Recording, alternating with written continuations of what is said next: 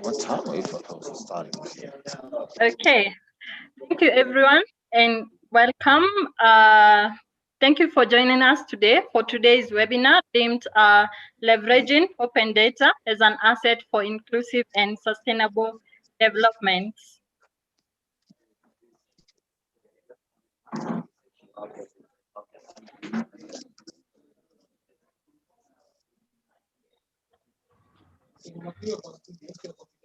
So I would request a couple of people to mute their microphone. Dr. Moi, the panelist team, if you can mute your microphone, yes, that helps. Thank you. So hello and welcome everyone, and thank you for joining us for today's webinar themed Leveraging Open Data as an Asset for Inclusive and Sustainable Development. My name is Stella Mutuko, and I'm a senior associate at ID Insight and a co-founder of 254 Youth Policy Cafe. Just little housekeeping before we get started. We'd like to hear from you, our participants. So engage with us on our live Q&A section on the Zoom platform, and we'll have all the questions that you raise during the panel session channeled to our moderator. Also engage us on our social media platform, which is 254 Youth Policy Cafe across Twitter, LinkedIn, Facebook, and YouTube. So we are having this session live stream on YouTube. So our event today revolves around data as we commemorate the International Open Data Day, which is an annual event that promotes awareness and use of open data. And it is hosted by 254 Youth Policy Cafe in partnership with the Open Knowledge Foundation. So just to bring you to speed, the 254 Youth Policy Cafe is a policy dialogue formed by policy analysts who are alumni of the Kenya Institute for Public Policy Research and Analysis, Young Professional Training Program. And we promote a rich dialogue which focuses mostly on strategies, on policies, and legislations on matters youth. So we were granted a mini grant by the Open Knowledge Foundation to support in commemorating the 2021 Open Data Day. And the Open Knowledge Foundation is a global nonprofit organization that promotes sharing and engaging in open data initiatives. And just to create a context on data, and specifically on open data, we have data now being referred as the new oil. It's referred as the new gold, and mostly an oil for the digital economies. It's been, open data has been identified to accelerate economic growth, promoting government accountability, and it is benefiting citizens, it's benefiting private sector and also the government sector. And it's important that we appreciate that Kenya was the first African country to digitize its information and to initiate a wide-scale open data initiative. So this is a clap to our country, Kenya. And the impact of this open data initiative has been a new economy that is creating business opportunities in form of apps that now help people to engage with the government. And even going deeper, from open data sources, we are able to identify that 75% of the Kenyan population is is aged below the age of 35 years old. This implies that our country is a youthful population.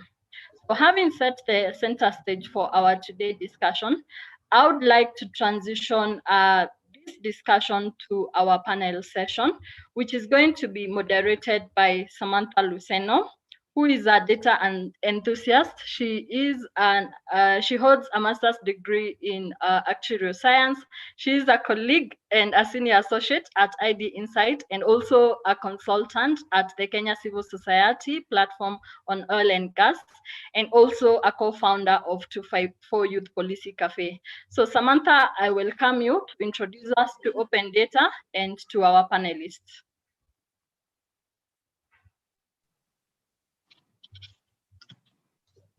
Good afternoon, everyone. We are still waiting on a few more attendees because we had over 50 registrations, so we expect them to join in at some point. But this is just to alert you that this will also be shared on our YouTube and various social media pages, just in the interest of anyone who wasn't able to join us today. So as Stella has introduced me, my name is Samantha Luceno. I currently work for ID Insight, which is a data analytics firm, data and research analytics firm. And I have the pleasure of introducing to you a very competent panel today that's comprised of members of from government institutions, international NGOs, some people from private sector, and obviously some people from one of our very key stakeholders with regard to open data, journalists. So basically, the premise of this conversation today is to commemorate Open Data Day, as Stella has alluded to. And basically what open data is, which you may all be familiar with considering that you are experts in your various fields, is data that is freely available to the general public for use without copyright issues and things like that. So I don't want to speak too much about open data really, because I feel like I have an extremely competent panel who will elaborate on various issues in the space of open data. And I think I'll just introduce them as they speak. And I'd like to begin with Dr. Moi, who is a policy analyst at the Kenya Institute for Public Policy Research and Analysis. He is also a policy analyst who specializes in macro and microeconomics and financial economics. He is currently the head of partnerships at the Institute and has worked with the World Bank, IMF, and other international organizations. So I'd like to welcome you, Dr. Moi.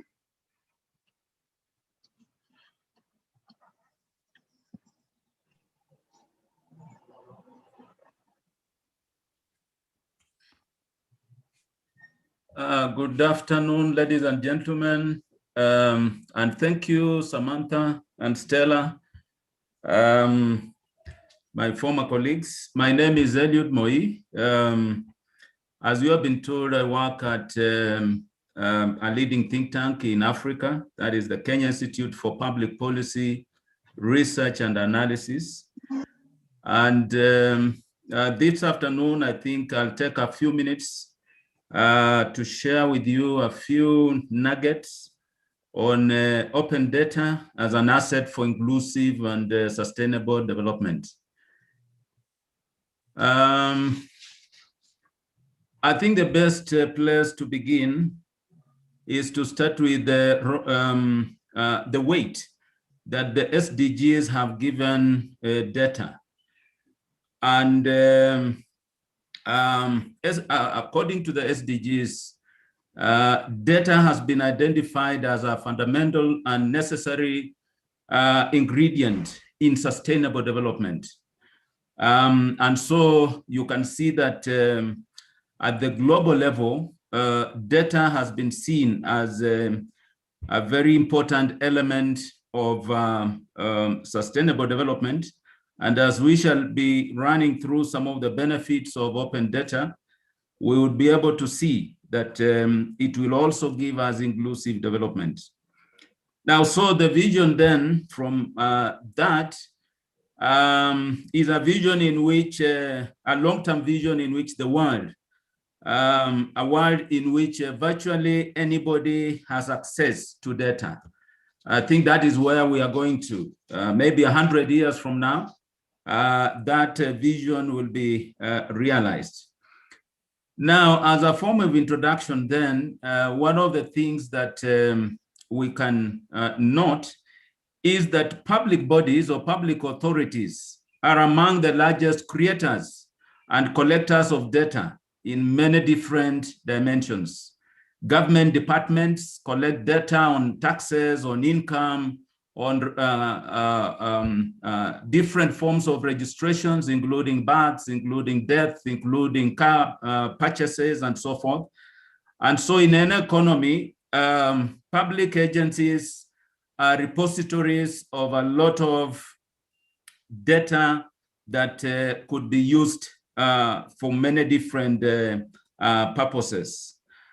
And I want to note that the call for open government data, because a lot of this data resides in government, gained momentum in the last two decades. But this trend was driven mainly by the rights to information legislation, because I think many of you would know that some countries were front runners in putting in place legislation that required that citizens will have a right to information.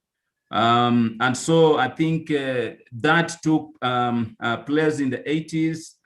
And in the last 2 decades, with the coming into play of the digital economy, then we then now started talking about the open government data initiatives, and that this has been mainly pushed by civil society. In many countries, it is civil society that actually was pushing government, who was sitting on data to make that data open so that it could be available for use. And so to be open, it means data must be accessible online. It has to be published without technical restrictions to reuse, and it should be provided under license that allows data to be reused without limitation, including use for different fields of endeavor. And so I think open data, and because I'm an experienced researcher, I know a time when we used to have a very big headache obtaining data, even data collected by our own government.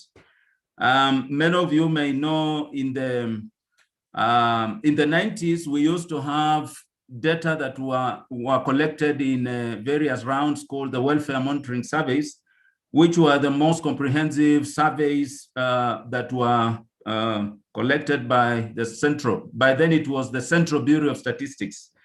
And that time, those of us who are working in the ministry could not even access that data to use to do our own analysis. And so you can see that open data is actually good news for those of us who have been in research.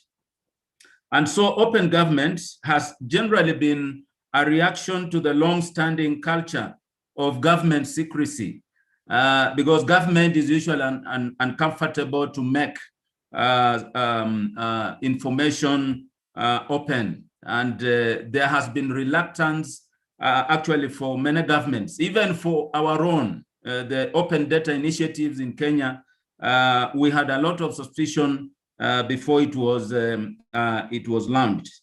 But we know that the earliest efforts began in the US and in the UK. I think in Europe we had what was called the Public Sector Information Directive somewhere in the year 2003, and this was followed by President Obama's Open Data Initiative in 2009, which was also followed by the Open Government Partnership in 2011 and the G8 Open Data Charter in 2013. And so these efforts at the global level were the front runners in making sure that we start developing policy and law to guide the open data initiatives across the world. And so, of course, the launch of the DataGov in US came in 2009, and then of course UK followed, and then from there we then had many countries and international organizations, including the World Bank and the OECD, also putting in place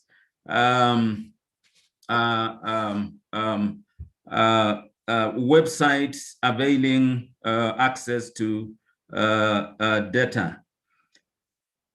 Now, we also note that there has been quite a very rapid growth in initiatives that have emanated from these precursors. And I think you may have heard of the Open Government Partnership that was initiated in 2013,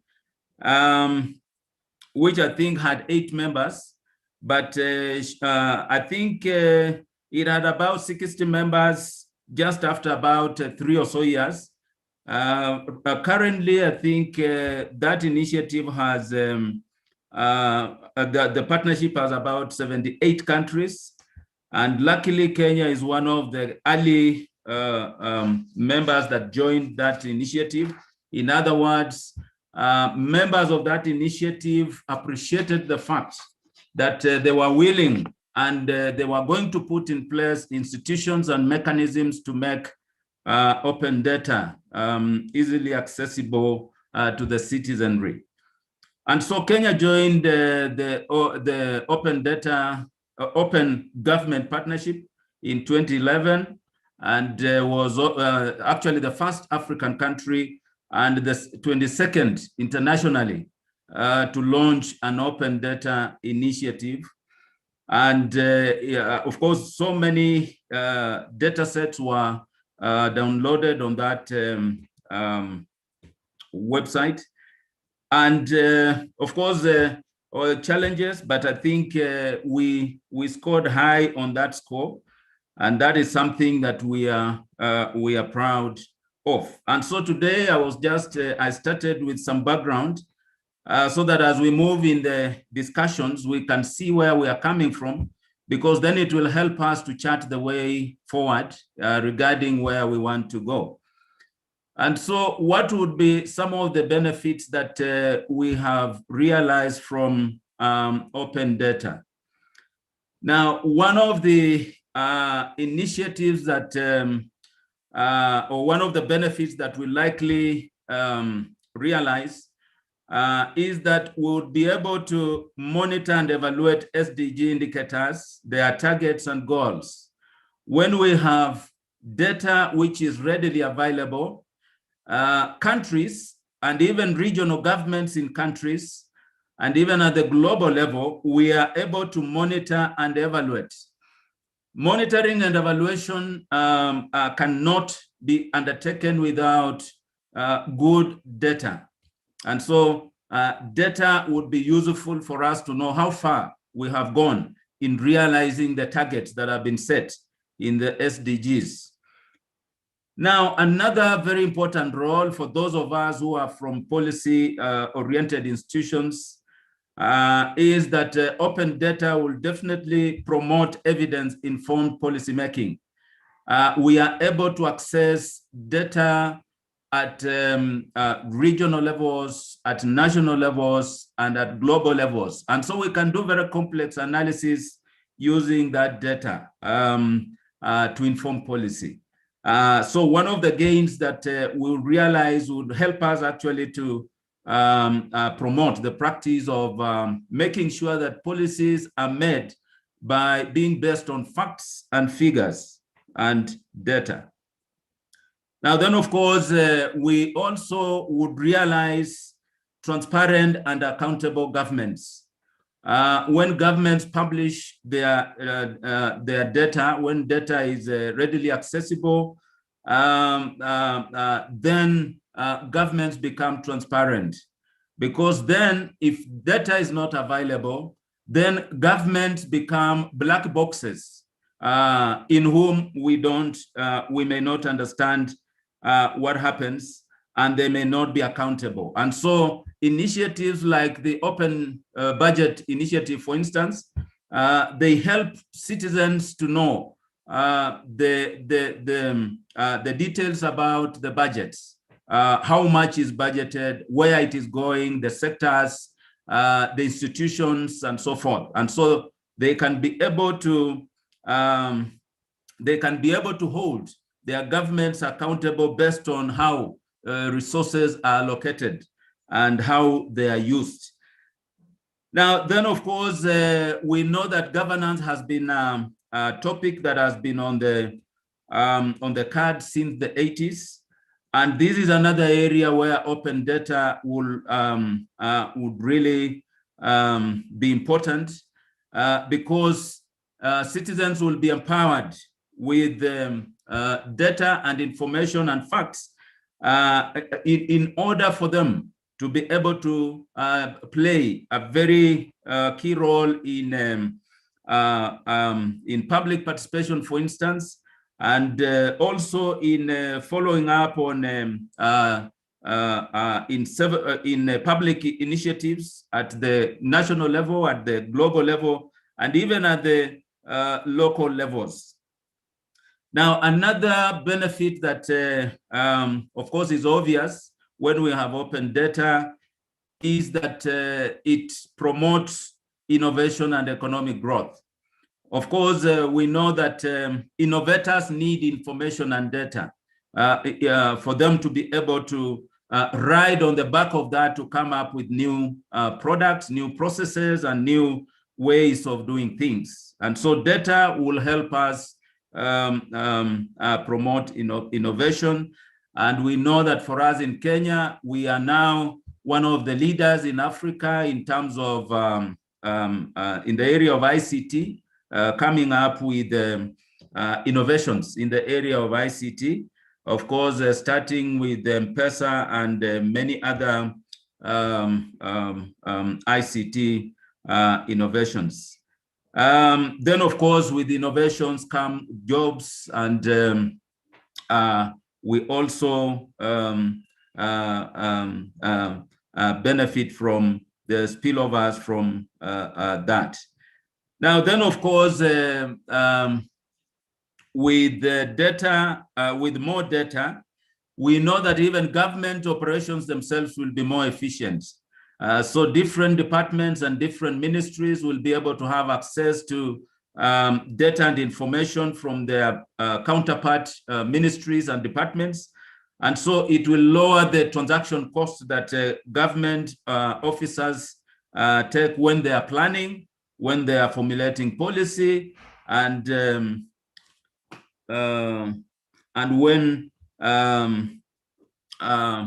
they are tracking development.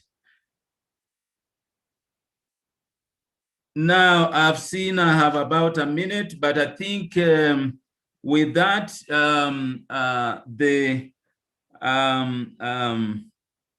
we will also face some challenges, and some of the challenges, I'll just run through them very quickly in 1 minute.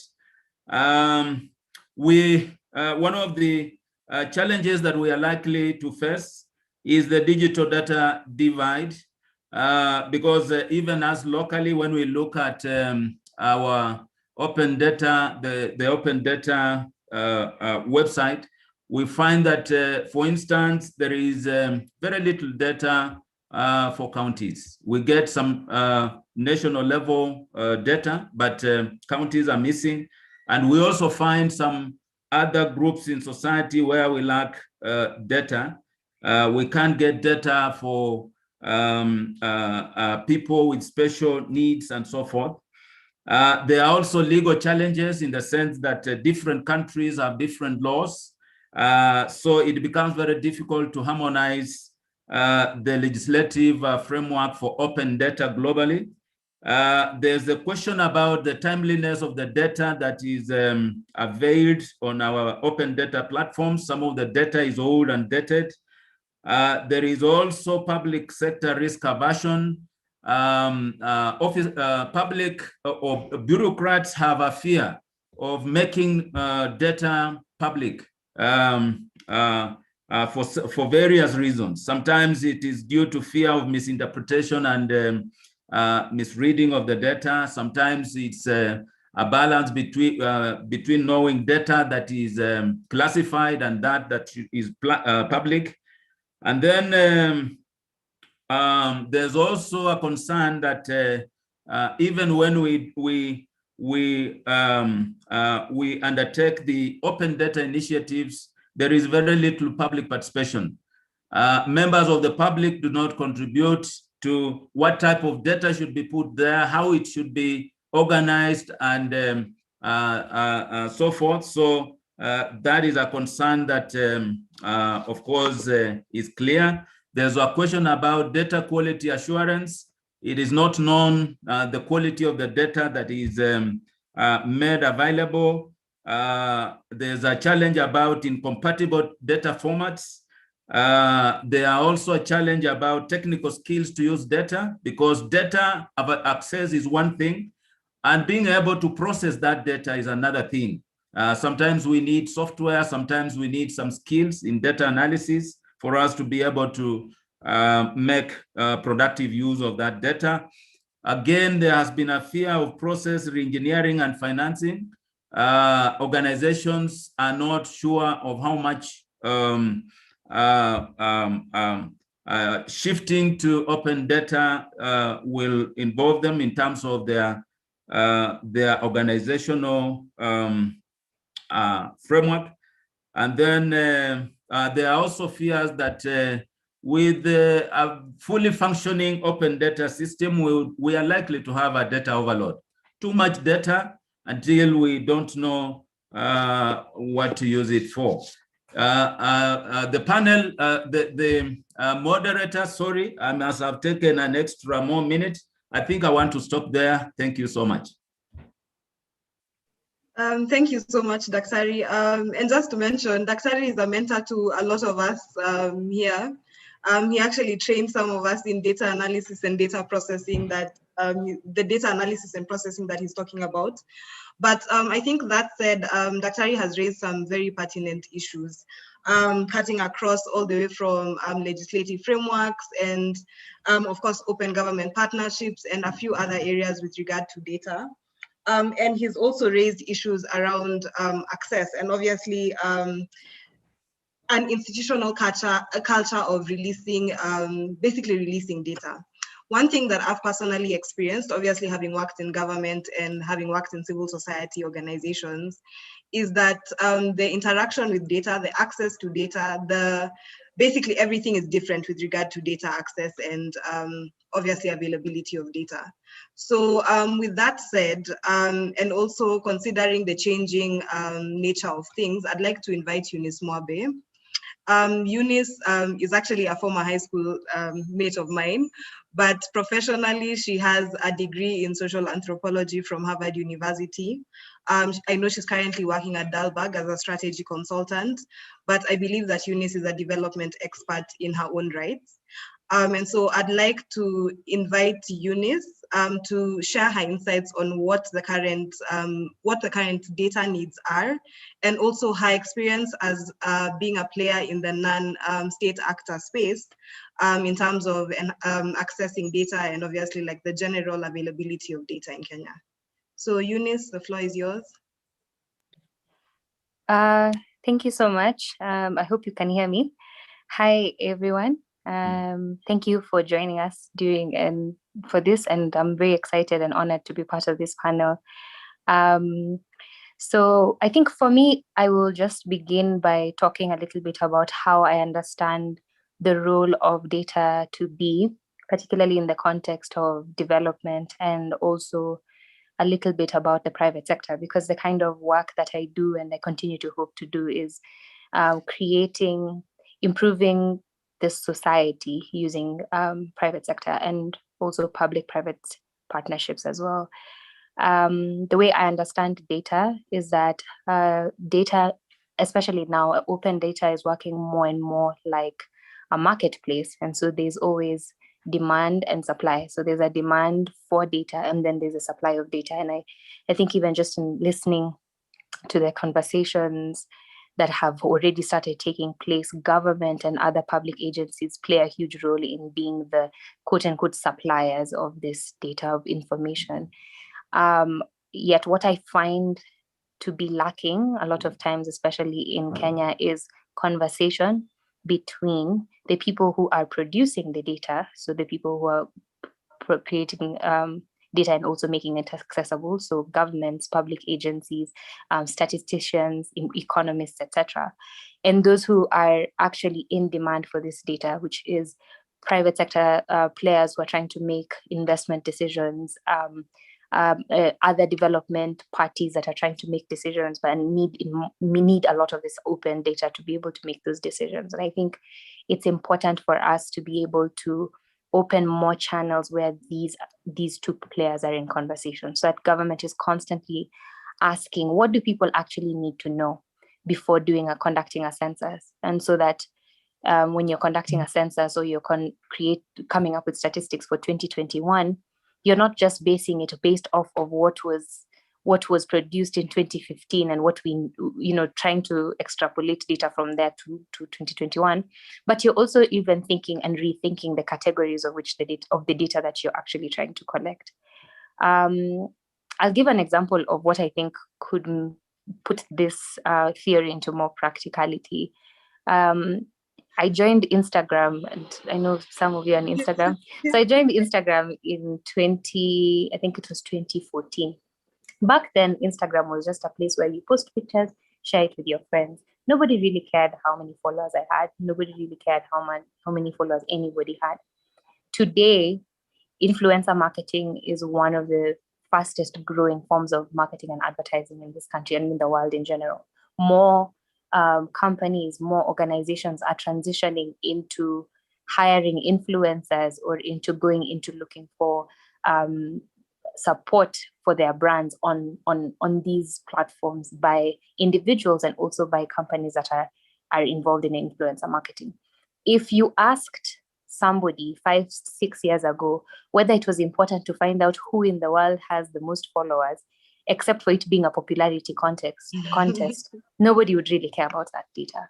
But today, that information is so valuable for many businesses because businesses need to understand that. And I think that's one small example of ways in which data demand changes.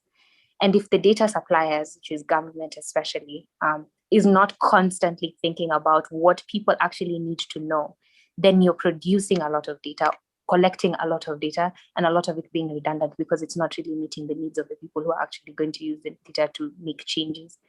And so I don't have much to say except for what I think is that it's important for us to be in constant conversation, where the public sector is actually, even if it means producing more articles, saying, okay, we need the government to tell us this about people, this about the GDP, this about public expenditure, and this will help us as private sector to make this and this decision.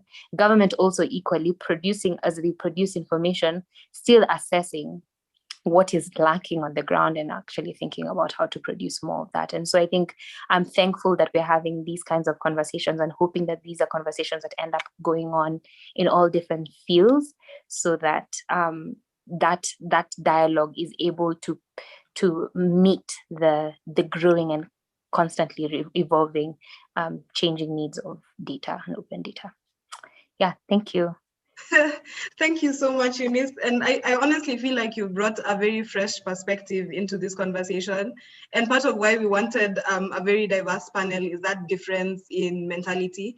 We actually had a chat with Eunice yesterday about data, and for her, she feels like it needs to be evolving, obviously, because of the space she's in. But I was just mentioning to her that, like, for an economist, when there's consistency in how data is collected, for us, we feel like it's easier to monitor indicators from time after time. So there are differences in ideologies that need to be merged so that we actually have data that can be utilized by different stakeholders. I completely agree with you, Eunice. But yeah, onto that conversation. Basically, data must be prepared and also packaged to suit the end user. And so today I have one classic example of an end user, and this end user is very close to 254YPC's heart. That's National Youth Council. And NYC has been a partner in this forum and helping us with organization here and there, and even promoting us on their social media platforms. So I'd like to invite Chebet to unmute and probably put on her camera. But basically Chebet, and as you all may know, National Youth Council is basically the voice of the youth in Kenya, and they advocate around youth issues. So they are one group of people who would definitely be people who are partaking of the data that we generate, and they are a channel through which we can actually use data to inform policy difference. So I'd like to hear from Chebet.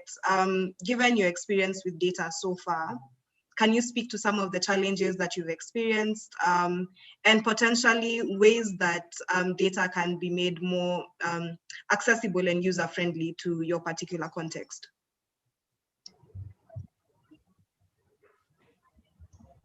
Hello, I hope you can see me now. Let me just push my mask down. My name is Caroline Chebet from the National Youth Council. I'm in charge of planning and strategy. And data is actually important to me very much because as you are aware is that planning entails strategic planning, which means you do a forecast of programs towards a specific goal. And for you to do planning, then you need to have information on what you're planning for. So this topic is really important. So the National Youth Council is a state agency under the Ministry of ICT, Innovation and Youth Affairs, under the State Department for Youth Affairs, that came into being through enactment of NYC Act of 2009 to be the voice of the youth and to provide an opportunity for the youth to exercise leadership.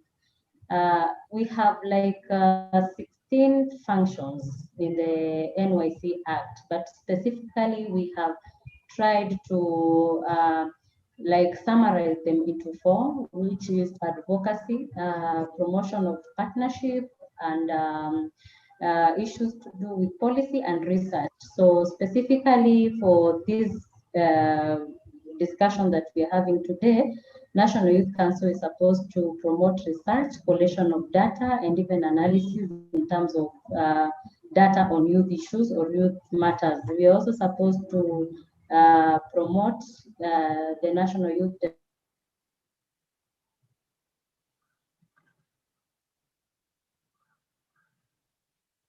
also review of a policy is has a direct relationship to data because it is the situation that is there that advises, it gives, the data will give facts, and the facts are the ones that are able to advise on the direction that the policy should take. So this discussion really is very important.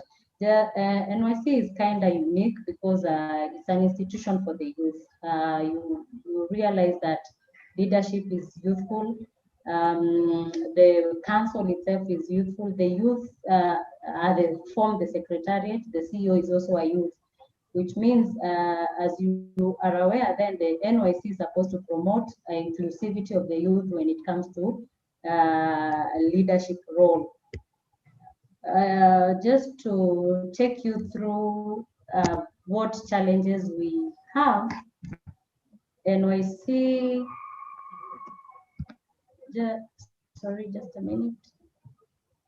So NYC has been able to identify data needs and data gaps for efficient delivery of its mandate, including challenges on availability of data on existing youth groups, YSOs, NGOs, and civil society movements. We also have a data gap and data challenge in terms of data on all existing policies affecting the youth.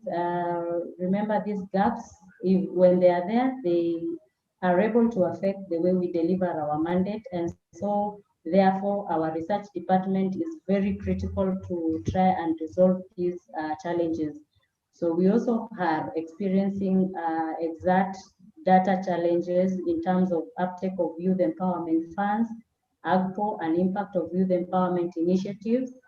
So you realize that so much is being done by government and also non-government organizations in terms of youth empowerment, but the data on how impactful the empowerment initiatives are then is lacking. We also have a challenge when it comes to the public service internship programs, NYS recruitment in terms of youth. We also have data on existing forms of abuse and manipulation. Remember, our target group also experiences a lot of existing forms of abuse and manipulation. And so we need specific data as regards to what kind of manipulation and to what extent those manipulations affecting the youth so that they can direct the initiatives that we undertake towards our programs. The council also has experienced challenges on how our youth, data on how youth are actively participating in community service engagement, and also data on youth inclusion and participation in decision-making bodies. You realize that mostly the plight of our youth is normally that they are not brought up on the table when it comes to decision-making. But we don't have exact facts showing that really the youth have been excluded in that.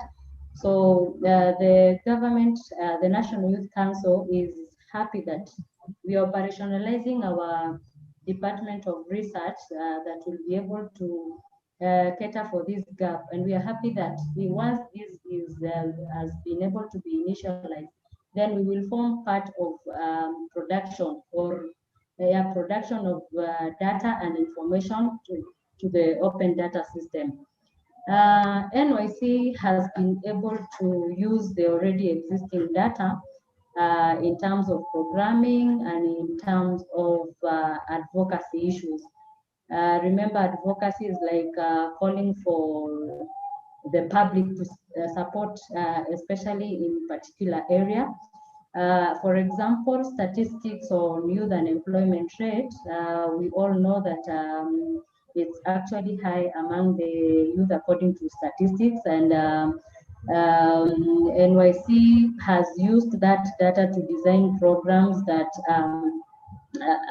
try to promote youth employability and even reduce the burden for the youth when it comes to job search. For example, we have done an advocacy for increased youth internship programs in the public service. As you are aware, the public service each year recruits interns who are out of the universities and even diploma holders and colleges to give them an opportunity to at least be able to serve in government and get that skill. We have also advocated for like removal of documentations that are required in support of Chapter 6 of the Constitution. You are aware that when it comes to application of job, there are so many attachments that the youth are required to attach. So the fact that unemployment rate is high, then with that information, we've been able to design many programs that assist us in trying to help our youth. So also in terms of our programs, we've also used the same data to design programs such as Accelerate Job Creation Stimuli, where we tap youth innovations, nurture our youth, and work together with public sector to be able to bring in youth in terms of different challenges when they are required to do different innovations. Data has also enabled us to come up with different dialogue initiatives with the youth, specifically on areas of teenage pregnancy, mental health, awareness, and civic education, because we realize dialogues between youth is one of the important aspects where we are able to engage and be able to understand each other and also be able to resolve issues that pertain around them. So like, for example, issues to do with civic education, peace building, mental health, and drug and substance abuse, all have been drawn from existing data on issues that are affecting the youth. So as we can see now, we really do appreciate this aspect of open data, because we realize it is important to all of us, so that we're able to get facts. So we're able to make policy direction based on facts, not only maybe observations that may not really be guaranteed, but make policy direction as regards to what is really there. And also to us, this is important because we'll be able to also enlighten the public and our youth to only have outcry once they have facts, and facts that are available through open data.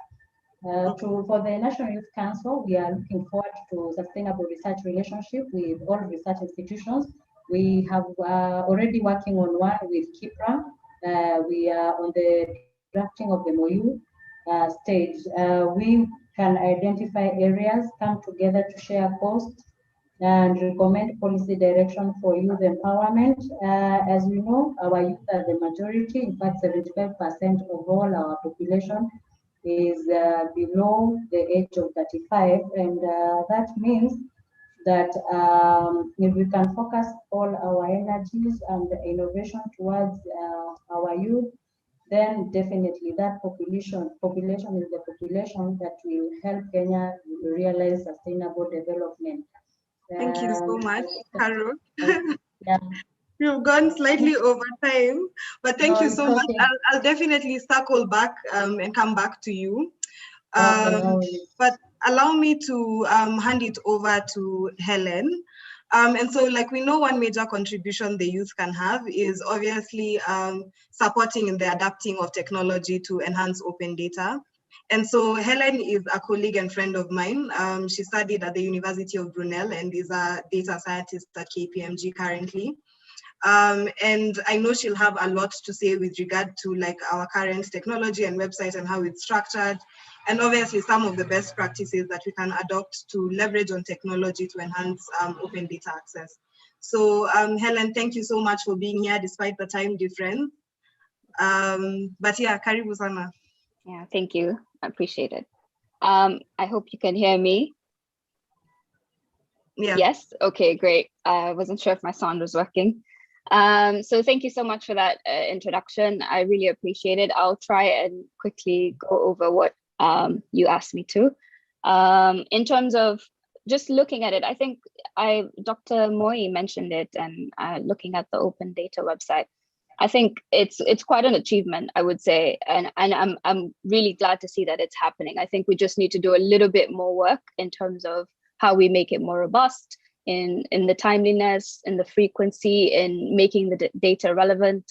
Eunice also mentioned that, and I think that's what's really missing when I looked at that website, and you're not really seeing examples of how open data is actually being used. So if I look globally, I can find plenty of examples. It's great examples of how, you know, it's being used to fight crime in London and other areas in the US. It's being used to improve people's health across the globe. It's being used for humanitarian disasters. And, you know, especially now with climate change and the environment being such a discussion that's at the forefront, I'm not really seeing that, and I'm sure it's probably happening, but that isn't being highlighted. So then it makes it a little bit harder to then think about how can you actually use the data that's sitting on that website, because when you go on it, all you see, and I'm a technical person, so I'm comfortable with seeing that technical side of things, but you don't really see, it doesn't spark your thinking into how this could be used to achieve the various things that we could achieve. I just wanted to point out that I think government definitely probably is overstretched, but they definitely could do stuff in incentivizing, you know, startups or the private sector to be a participant in terms of creating an environment where that business model that where there's separate entities that do the data collection and accommodate the open data. So it doesn't squarely fall onto the hands of the government, that there's other entities that can come into the space to make it grow so that we can really begin to leverage that. I think there's definitely an opportunity there that we're not really kind of tapping into. And then in terms of the technical side, I'm sure we all know there's a scarcity of the technical needs. But I will say that even without thinking about what the needs are, I think there's some important questions that we need to be thinking about when we're addressing how do we use open data. And really, it's very specific to the things that are of, I guess, relevance to you, depending on what it is that you're trying to do. But I would say those important what, why, how, when, where questions are really relevant. I briefly had a comment, and I think it was Dr. Moy that mentioned it, on the fact that it's difficult to get county level data and you can only get it at the national level. And you have to do that extrapolation, I'm assuming, if you're trying to make decisions at the county level or below that. And also thinking kind of a bit creatively and out of the box in terms of what can you do, what proxies can you use, what traditional statistical methods can you fall back on to help you get to an answer that you can use to make kind of like a general assumption that can help you drive strategy and planning and the rest of the things that we're looking to do. So that's really kind of the highlight. I think because of how, I guess, the fact that we're still in the infancy of the use of open data in Kenya, then we have to think, and it's a privilege, I think, that we have to think creatively about how we would approach that. And that means leveraging both traditional methodologies and the advanced methodologies, and thinking about how do we combine those and use those on the ground to do the stuff that we need to do. At the moment, if you look at it globally, it's really looking at, the use of open data from the big data perspective, from, really advanced kind of data science methodologies. And that's well and good, but if you don't have access to that, you don't have the skill to do that, then you have to think differently about how you get to the same place. And I think that's something that we need to be having conversations about. I really loved Eunice's point on ensuring that data is relevant. I think that's a key thing that we have, because technology moves so fast, economies move so fast, the public sector often gets left behind. And we really need to be allowing for those conversations to be had so that we ensure that data is relevant, and it doesn't necessarily have to be the government doing it. But if those conversations are being had, then it could spark the thinking that would accommodate the means for the data to be created and then be leveraged. And it also allows for things like startups and just people to find ways to create employment for themselves using the digital economy. So I hope that was useful. Thank you so much, Helen. It definitely was, and we'll definitely interact with you more, and just to pick your mind more on this whole open data subject. But once again, thank you so much for taking the time to attend. I know you have to jump into a meeting, so I'll let you. Yes. Thank you very much. Thank you. It was so a really interesting discussion. I really appreciated getting some insight into that. Thank you. Have a good day, guys. Bye. Thank you. And so last but definitely not least, we know that in Kenya, a lot of the time our discussion is, or generally how we perceive things and how we perceive concepts and how we look at development is basically streamlined or directed by how the media perceives certain things. So one question that I have for Biko, Biko is a colleague of mine. I've worked with Biko for about a year now. He's a sub-editor at Standard Media, and he runs the water and sanitation section. He also runs the MSME section and a few other sections on the Standard newspaper. And I think he would have some very interesting insights into how his experience with accessing and leveraging data has been so far, and what can government and private sector alike do to support you in utilizing relevant open data in your publications and such like things. So Biko, welcome. Okay, thank you so much, Luceno. Like you said, my name is Fading Biko. I'm a multimedia journalist and also sub-editor, a special project at the Standard.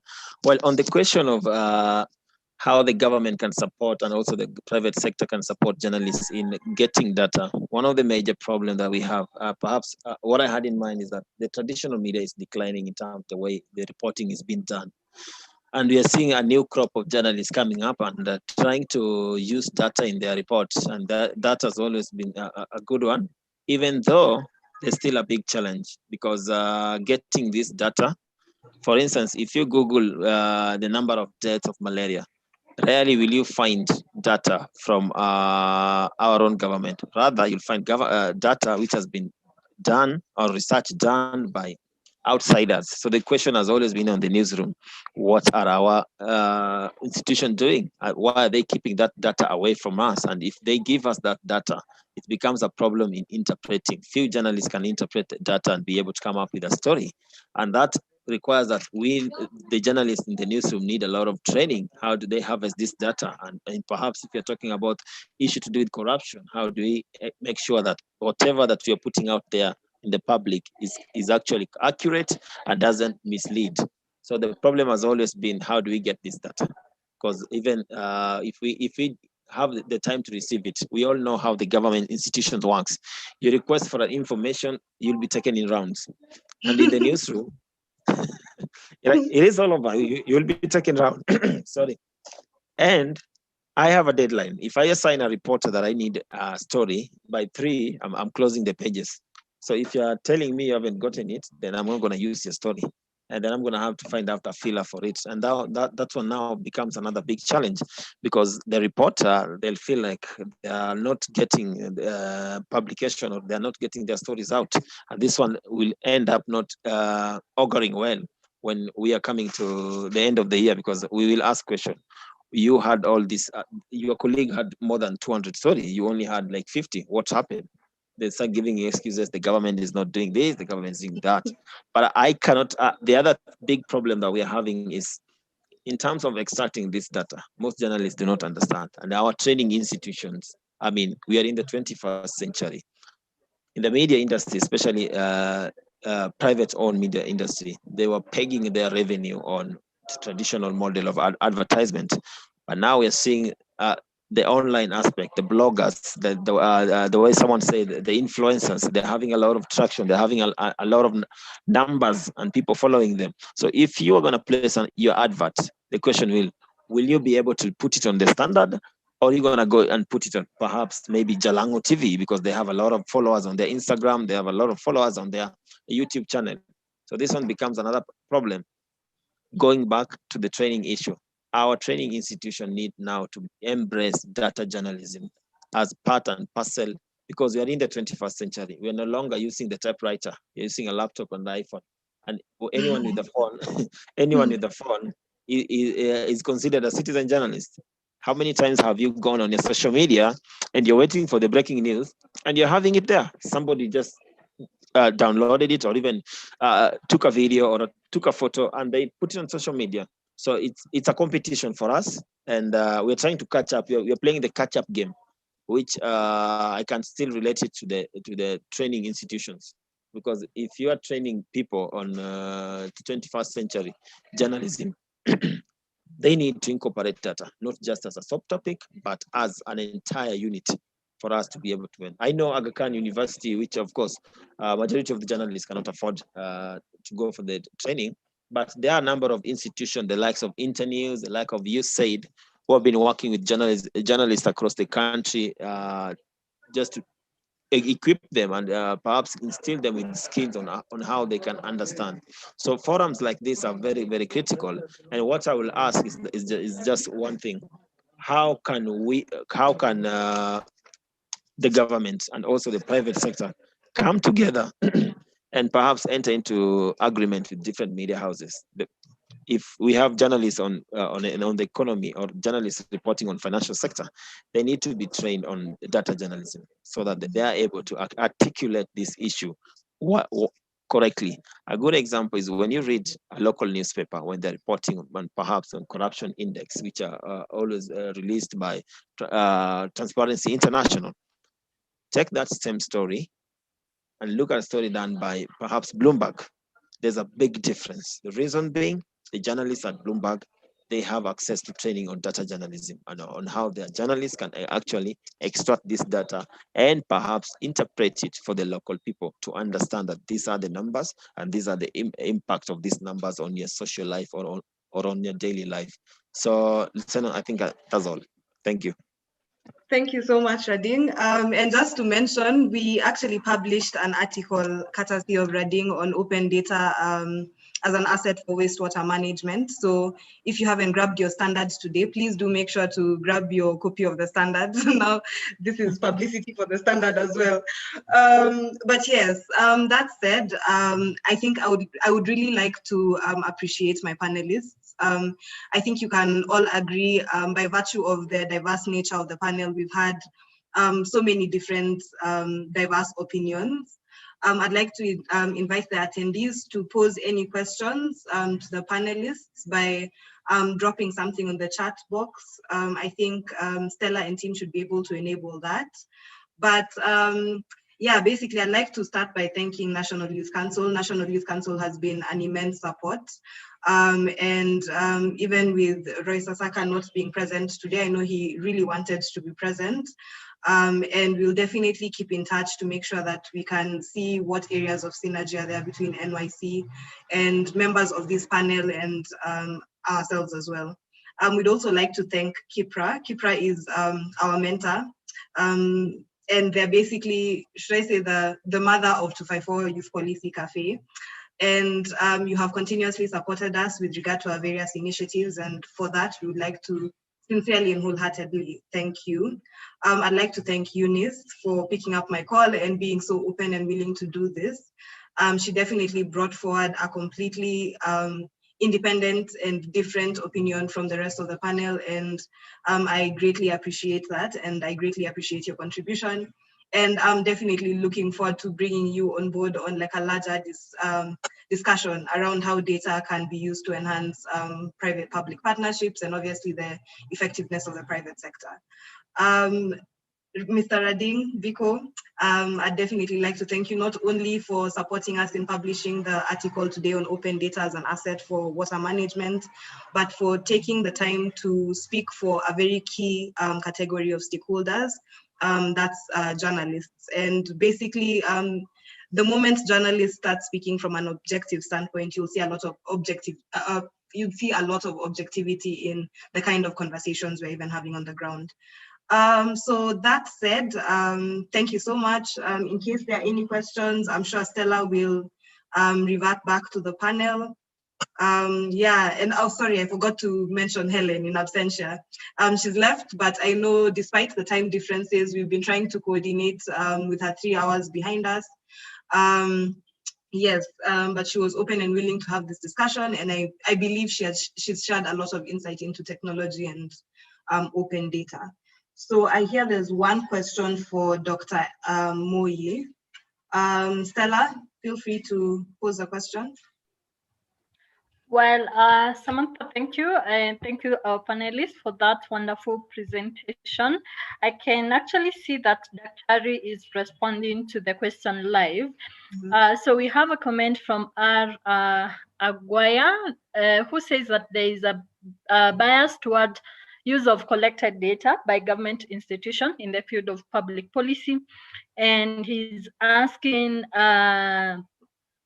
what would you need to be done to promote acceptance and inclusion of data generated by non-state actors in the national statistics? Dr. probably you can actually unmute and respond please on live, or you can also type.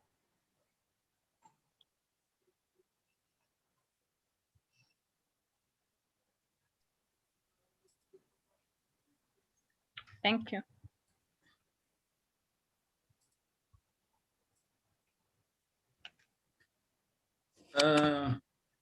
Yeah, good afternoon. Now, I think the question that is being raised is a valid question. but I think I would start by just having an understanding on our statistical system in the country. I think as Mr. Guaya has indicated, most of the statistical experts in the country actually are resident at the Bureau. If you want to do any national household survey, we have what is called the NASEP, which is the sampling frame, a national sampling frame that you would need to do that. If you want to collect data in a whole county, you'll still have to engage the Bureau, because they have a scientifically developed methodology in which we can do that and obtain data that is balanced, is reliable, and then we have experts who have skills in cleaning that data as well. And that is why most of our data, and even in most other countries, usually it would be the government that spearheads those processes of putting together a lot of the data that is used for research and policy analysis. But as has been said, we also have non-state actors that collect data. Of course, I wish to mention that this data is also of varying quality, and there will need to be an engagement between the non-state actor and the Bureau, of course, to agree on the threshold, on the quality thresholds that are needed for that data to be part of the public open data. So I think we have some non-state actors that collect data that would be quite useful for research and policy analysis. But like I mentioned, we also have so many briefcases that produce junk data that would not be really useful for that purpose. And that is why I think engagement will be good, so that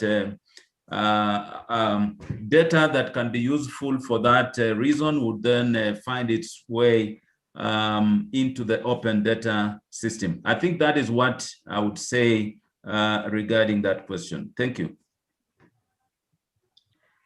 Thank you for that, Dr. Harry. I think we also have another question from Jacob Nato, but in a way you've already addressed this question, because how can various actors enhance more collaborations towards data access and availability? In a way, Dr. Harry has already alluded to this, but if you'd still want to weigh in more into this, I would give you a minute or so.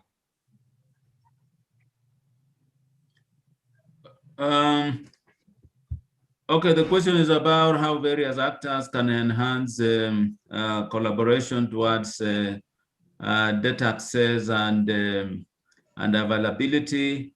Yeah, I think building bridges between the different actors would be important, just like I've said. And those bridges can be built through many ways.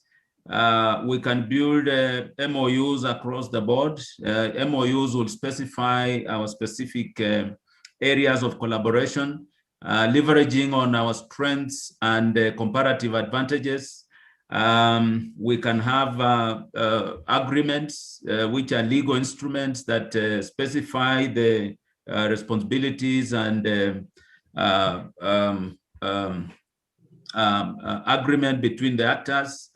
And even just informal engagements like we are having could be important in generating consensus across the board regarding access and availability. So I think there are many ways that we can do that, and I can't exhaust all of them, but I think we just need to be more innovative in how we work and how we reach out to each other. Yeah, that's what I would say. Thank you for that, Dr. Harry, for responding to the question posed by the panel, our participants. And in a special way, I would like to thank our panelists for the wonderful discussion. Samantha, you've really had a engaging and wonderful discussion with our panelists. And I must say that we now appreciate the importance of data, open data in particular. I mean, we have been given a lot of Dr. started from taking us through the journey of open data. Then we got to understand what is the value of open data, where is it used, and some of the challenges that we need to address in order to have open data informing decisions. We had, I liked what Eunice brought about, the aspects of data dynamics, the changing data dynamics, then also NYC trying to tell us what they are using, the value of data in sort of informing youth-oriented policies in the country, and also BICO trying to then demonstrate to us the need of data journalism, where we are having the right data communicated. And this is very important because some time back we had someone who said that we have a population, I think, of 52 million. And then when you remember from census last year, we had a report of 47 million people. So that sort of demonstrates the importance of data journalism. And also Helen trying to tell us that we need data to be consumable, like we need data presented in a way that it is consumable by the different stakeholders. So we appreciate your participation and we look forward for more partnership at individual and organization capacity in future.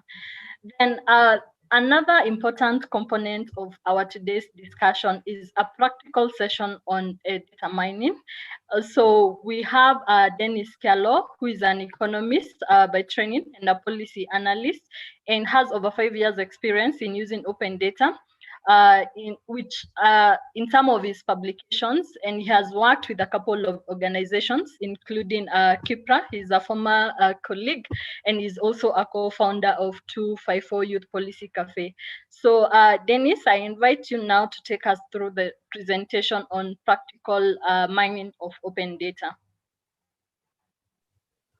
Okay, thank you, Stella, and also thank you to our panelists. And to our participants and everybody on board. She has mentioned I'm Dennis, and I'm going to take you through a short session to demonstrate how to access open data, because we have talked about open data, but many people are asking, where can I get that open data and how do I access it? So I'll have a brief presentation with a few slides, but also going to the sites and how we access the open data.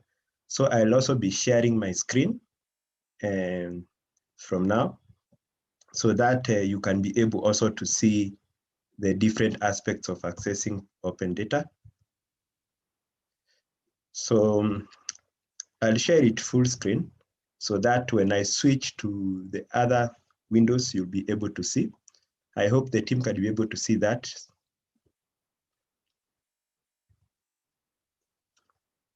So going to the content, basically when we say about open data, we are talking about why we need it and where we can get it and how we can get it. So that guides the discussion and presentation. And what is open data? And I think that's something that different people have mentioned during the discussion today. And basically when we talk about open data, we are talking about that data that we can easily access and that can actually be used and also be redistributed and without any legal restrictions.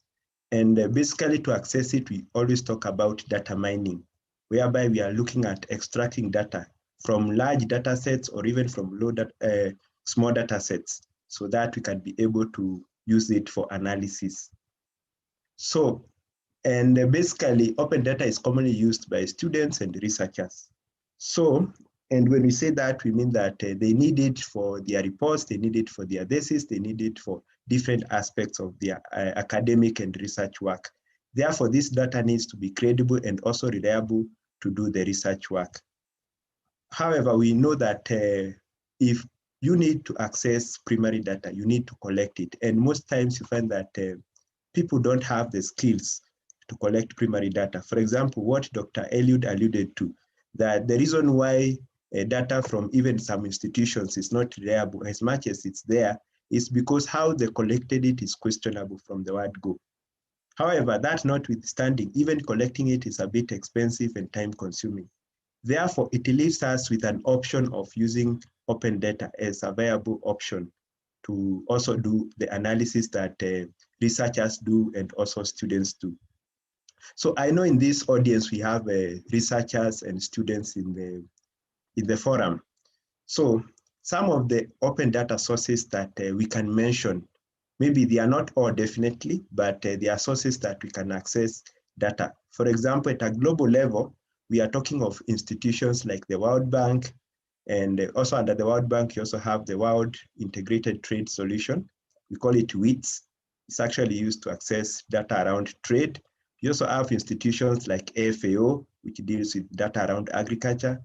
And the same applies to AgroDep, also around agriculture. If you want socioeconomic data, you can also access it from Africa Development Bank, that is AFDB. We also have data around trade again from Commerce Statistics. Other data sources now at a national level, we are talking of institutions like the Kenya National Bureau of Statistics. They have a sub website or a landing page called Canada, that is the Kenya National Data Archive, whereby you can access data. They also publish some of their data under the economic survey reports. We also have our central bank, gives us some credible data. Other institutions include the Kenya Open Data, which is hosted by the ICT Authority of Kenya. We also have institutions like RATIN, Regional Agricultural Trade Intelligence Network. This one is at the EAC level, that is East African Community level. So having known some of these sources of open data, so what do we need to know before we go for it? Because in the next 1 or 2 minutes, I'll be demonstrating how to access them. So we need to know that to access the data from these different websites and sources, in most cases, it requires you to create an account or sign up for you to access the data. So that needs to go back at the back of your mind. In addition, to be able to access the data, they provide different resources on their landing pages. Things around the questionnaire and the basic report. For example, if it was data collected from people, they will even provide the questionnaire that was used to collect the data. They will also provide a description of how the data was collected. And then finally, they'll be able to give you the microdata. Microdata now is the data itself. Then another thing is around the format they provide. In most times, you find that data available in open data sources is available in Excel format. And this is a deliberate choice by most institutions because Excel is a platform under Microsoft, which is easy to use among different people. That's why they make sure that the format available in most cases is Excel or .csv, which is also which can also open under Excel. Then another source is actually copying the data from published reports. Sometimes data is not available to download from the website. You can actually go to a published report. And in this case, you need also to go for reports that are published by credible institutions or institutions with authority in the subject area. And a case example is economic survey reports, which are published annually by our institution, that is KNBS. So from such a report, you can actually be able to copy the data from there and transfer it even to Excel and Microsoft Word and be able to analyze that information as much as it suits your situation at hand. The other thing is around open data is actually, it makes it easy to compare the findings across regions and countries. An institution like World Bank will provide data for many countries. And the reason they do so is that if you want to compare the scenario in Kenya with Uganda or with the US, you can actually easily compare that. An institution like KNBS at a national level, it will give you data across the different counties. And the reason they do that is for comparability and also to be able to get a national outlook and also a regional outlook with the data. The other thing which I think had already alluded to is that while accessing open data, it's so much available, but always make sure that you're accessing this information from credible institutions. Then lastly, is that it's always good practice while using open data to acknowledge the source, even if it's in a newspaper or whichever the publication, even in a research report. Don't write that the population of Kenya is 47 million, but of course that's a very simple example because it's widely known that KNBS does it. But you can even narrow down to probably Kenya exports XX billion of worth of horticulture produce. So who told you that? Probably you got it from a website, maybe published by KNBS. You need to acknowledge the source of that information in every data source you use in your research work. So that is good practice. Then now into the actual demonstration. Now having known all that, now how do we access the open data? And I'll actually do the demonstration using a few websites whereby we access open data.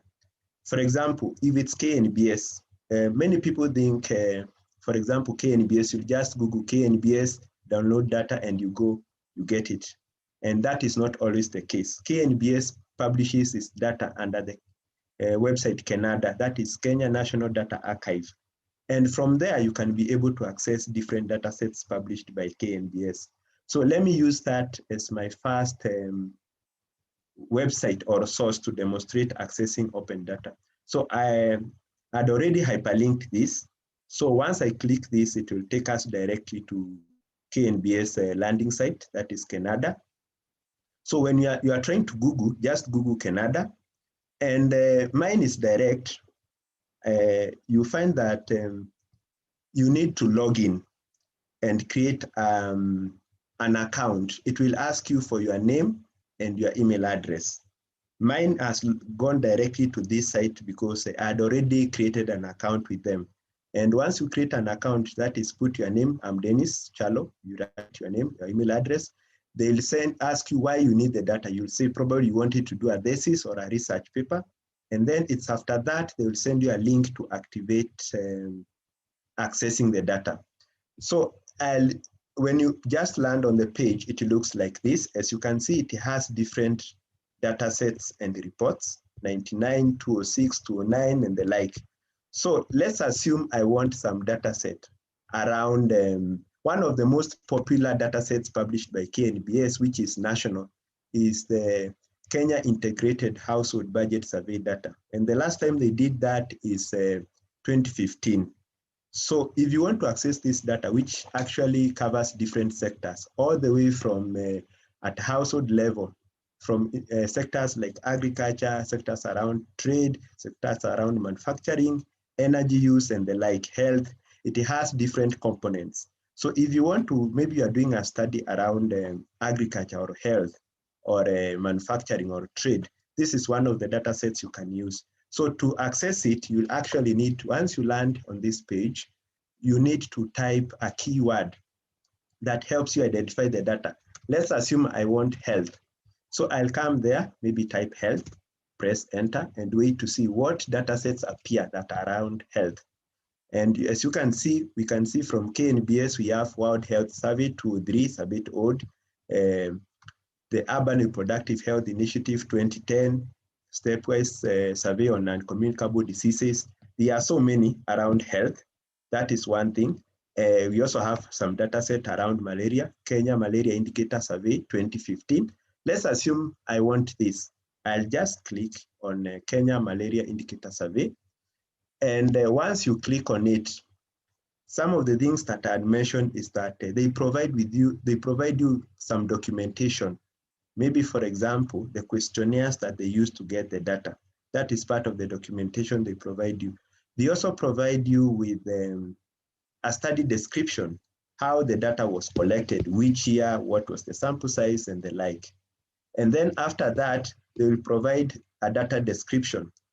And data description is basically, it has modules. You find that most data sets, they collect it in different sections. So they'll call them modules. Maybe the first module was probably household information. Maybe the second module was children diseases. Maybe the third module was around community diseases and the like. So they will provide a description of the different modules that they have in the data set.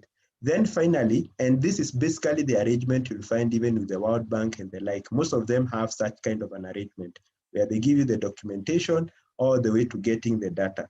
Then the last option, you have getting the microdata. And as you can see, it has asked me to log in.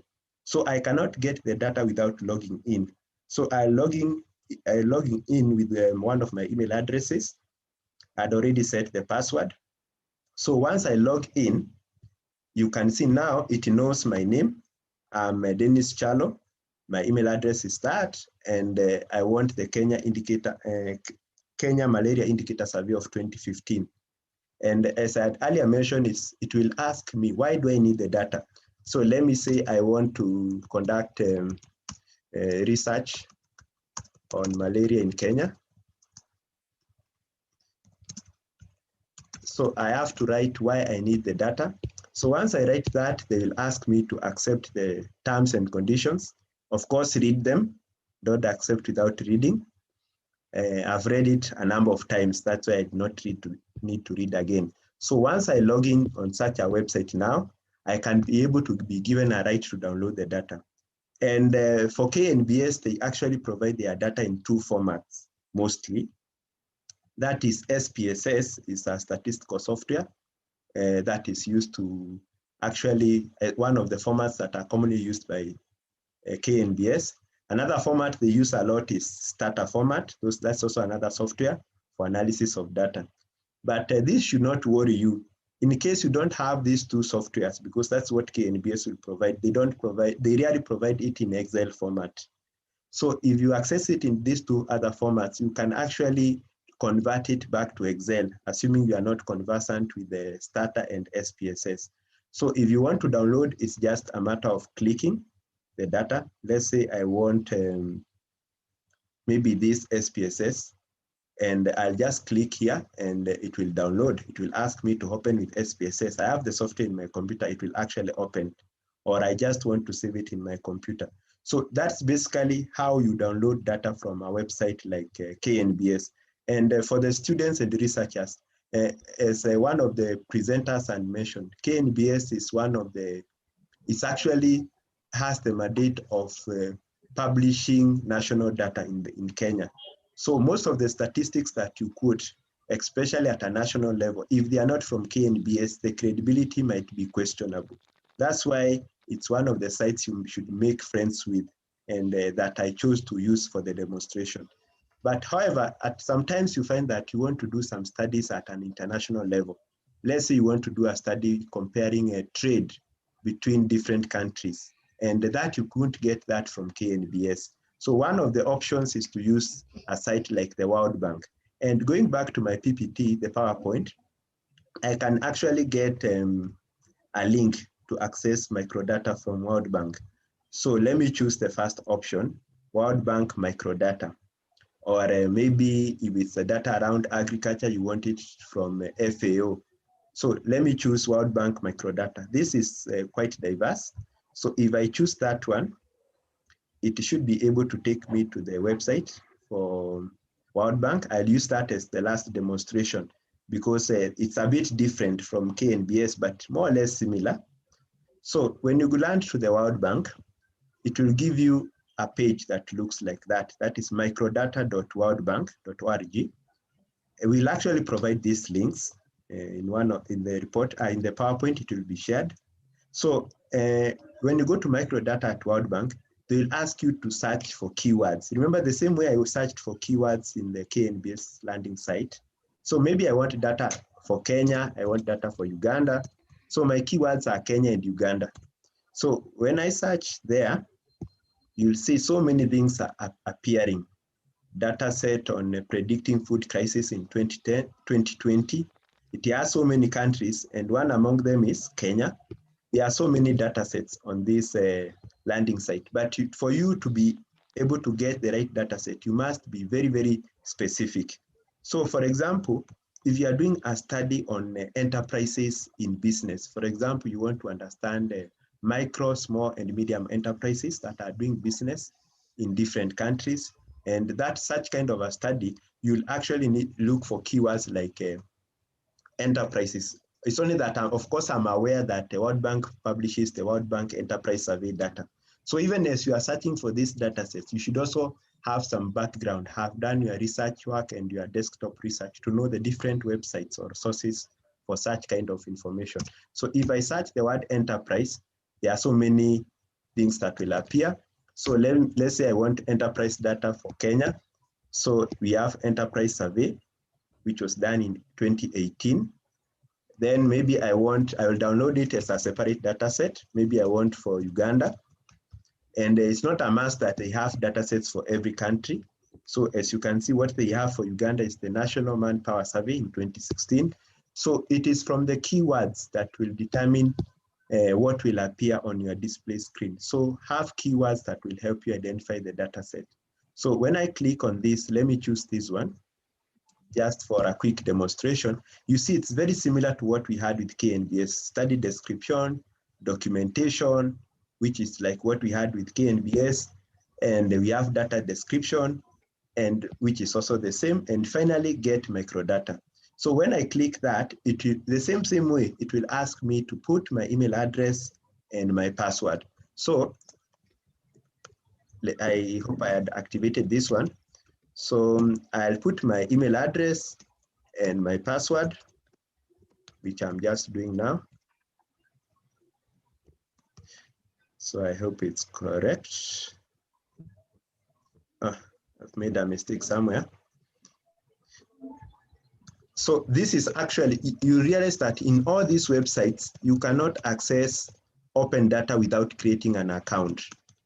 So at some point, I had tried to create the accounts, but if it refuses, I'll just use a different one. Maybe this one is not active. So you see, so this actually is a good thing because it demonstrates that you cannot access open data without having an account with the different websites, because they try and control that you will not just directly download the data, and they don't know who is downloading it and for what purpose they are downloading it for. So that is why you find that most of these data sites, they'll restrict you to have created an account. And it looks like for that one, I had not activated my account. That's why I am not allowed to download the data. So that's one thing you should always be careful with. So I've actually clicked a different data set, by the way. And this one is still under World Bank. So this one is under World Bank data catalog. The other one was different. So World Bank has different websites to download their data. So when you come, you see the same nature of presentation, whereby we are able to get different types of resources to download. So this is data for South Africa. Let me hope I had activated this one. Yeah, get microdata, good. So as you can see, this one had already activated. So basically, this one, I can actually directly download it, and it will give me my data in either Excel or starter format or SPSS format. And again, we also have the different questionnaires also available. So once you get the data and download, they will come to your download screen. So let me open one of the downloads.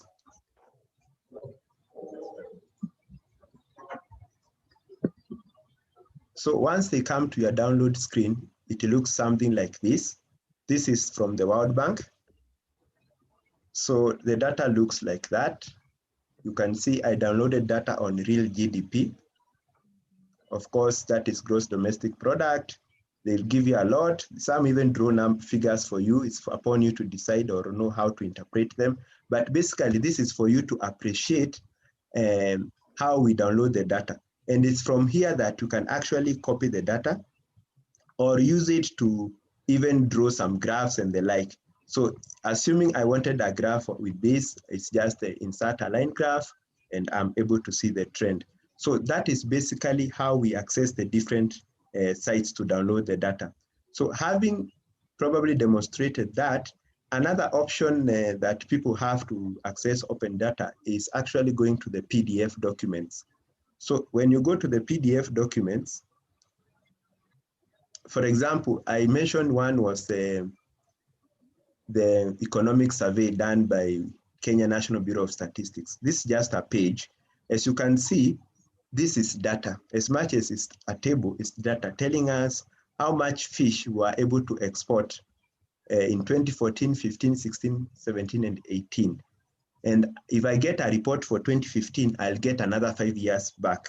So assuming I'm doing a study on how much we have exported for fish for the last 20 years, I can also go to the economic survey reports, published reports by an institution like KNBS, and actually copy this data from their reports and put it in my Excel. That is also another way of accessing open data. And actually, when you copy this data, some people can just choose to type, others choose to just copy and paste to the Excel. So if you right-click it and copy it, one of the easiest ways to access data from PDFs and that most people end up just typing, you can actually copy it direct from a PDF document like this one. Let's assume I wanted to know fish exports only. So I just copy that. Ideally, you paste it on your WordPad, on your notepad. When you paste it on your notepad, it appears something like that. Then from there, cut it and paste it on your Excel. So let me choose a blank Excel like that one. Then from the Excel, you use your text import wizard. Up at the top there, you'll see paste. Then use text import wizard, and it will appear something like this. You just click next, and the minute it draws lines for you like this one, you just click finish. And you see your data comes there arranged without you struggling to type one by one. The same applies even if I wanted the whole table. That is what I would do. Then that means I have data for 2014, 15, 16, 17. I can label that and call this fish. Then add another data for maybe for the next 5 years, something like that. So if you want to access open data from a PDF, basically that is how you do it. So maybe now to come to a conclusion on this demonstration is to mention that we have the different sites, as I had mentioned. So if you want national data, we have KNBS, Kenya Open Data, Central Bank of Kenya. If you want data around markets, financial markets, there are people who do financial statistics. You have Central Bank and all these other websites. Then we also have global data. I'd mentioned that. Trade data, we have things like WITS and Commerce Data Hub and Comtrade database. If you want data around agriculture, you can access it from Ratin, Agrodep, Faustat, and Nafis. And then if you want data around health, you can access it. That is open data from World Health Organization landing site. So with that said, I want to make the assumption that at least you have an idea of how to access open data from different sources. And we'll be sharing that presentation for you to access the different links and try and access it by yourself. So this presentation is, of course, the work of different co-founders of 254 Youth Policy Cafe. And these are Samantha, you have already heard her speak, Stella, Dennis, Dr. Judith, Boniface, Josephat, and Kenneth Yogo. So those are members of the team. So from us, from me, I can say thank you. And there appears our different social media pages and also our email address that you can write to us in case you need some assistance around open data or any other form of collaboration. So that is 254ypc@gmail.com. So I think I'll stop at that point and hope the demonstration helped a bit to ease your ability to access open data. So over to Stella to continue from there. Okay, Sasa, thank you so much, Dennis. That was a very elaborate presentation. I've seen a question already come in about whether we will be sharing the presentation. Yes, we will. We will be sharing snippets of it on Twitter, but we will also post the entire presentation on our LinkedIn page. So do follow us for that update. You should see it before, I think, before the end of the day. But that said, and considering that we're about 15 minutes past time, we would like to thank you for attending, and we would also like to thank you for your patience. This session would not have been what it was without you. And so we'd really like to thank you and request that we continue engaging on this kind of platforms moving forward. And yes, Yes, I would also like to thank the participation of our various institutions. That's KIPRA, National Youth Council. I know Youth Alive Kenya is also present. There are representatives from various private sector organizations. And yes, we'd like to sincerely thank you for your participation. That said, and without saying too much, I'd like to wish you all a lovely evening and hope to continue engaging with you on the open data conversation.